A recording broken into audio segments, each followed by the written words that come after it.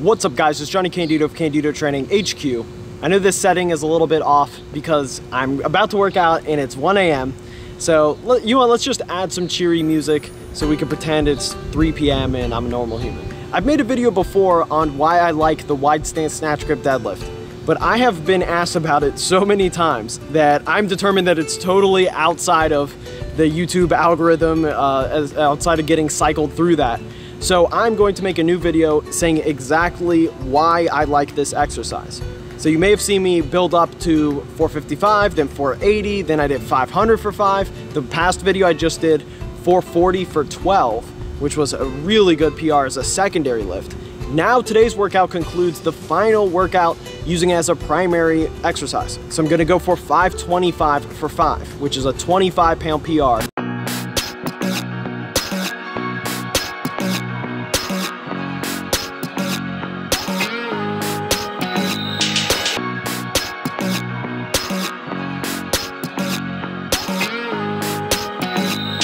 So simply put, the reason why I like this exercise is because the stance width is more similar to a sumo than a conventional. It's basically the same stance width as a narrow sumo.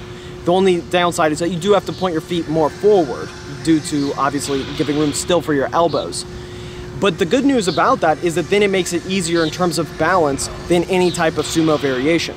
So basically the point is to get the range of motion for your back as far as how horizontal your back's gonna be. Obviously, ideally your back's not going through any range of motion, just remaining rigid in a disadvantaged position. But the point is to make it similar to conventional in that sense, but then there's a little bit more leg drive. And like I said, the stance width is simply just more similar. So for someone like myself, this came about really practically because the conventional simply started getting less and less transference. And I tried this out, and when doing the wide stance snatch grip deadlift, I found it basically had a 1-to-1 carryover with a narrow sumo, because all you do is you just grip narrower and then you can flare your feet out and it's automatically a gigantic advantage. So then as far as a wide stance snatch grip deadlift to a competition sumo that's a little bit more traditional, then of course you are going to have to count on some transference there, and it will not be direct, that's for sure. But it simply will be better than doing conventional to a wider competition stance sumo, in my opinion. At least that's happened from both my experience, and again, it just makes more sense in terms of positions. So the main counter argument to this would be to simply do a deficit sumo, but then again, you have those issues with your feet more flared out, the bar is going from in front of you to the side of you, and you're maybe locking out in front of your thighs, which is fine, that's regular in a sumo, but it requires a lot of technique. So it's going to basically alter when you're going to lock your knees out, how you're going to wedge into the bar on a deficit sumo. And that, in my opinion, is the main reason why most people just don't use that exercise. So simply put, the stance width is more similar to sumo than conventional, the range of motion is similar to conventional, and it's a low scale movement, unlike a deficit sumo.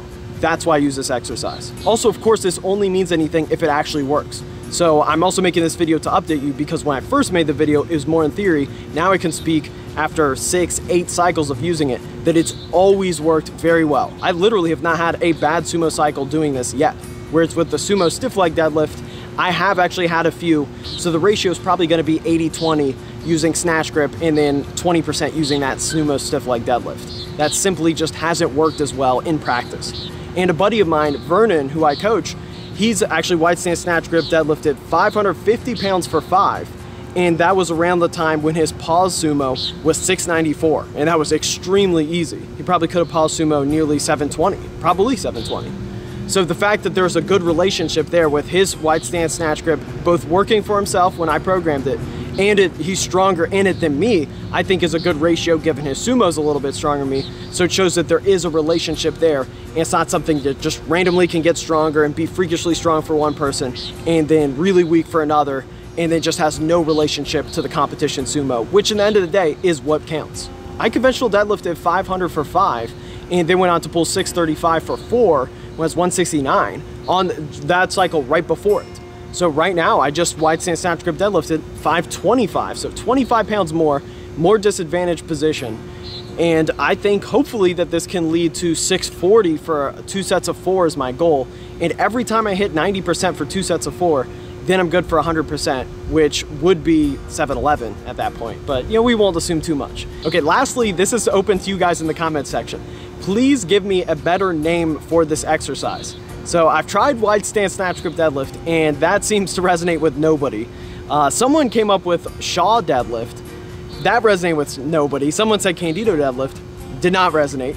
So if you got any ideas in the comment section below to name this exercise in a way that would catch on, that would get someone to do it, and I've heard some people considering doing it, but as of now, it's pretty much just me and then me programming it for Verted, and that's about it.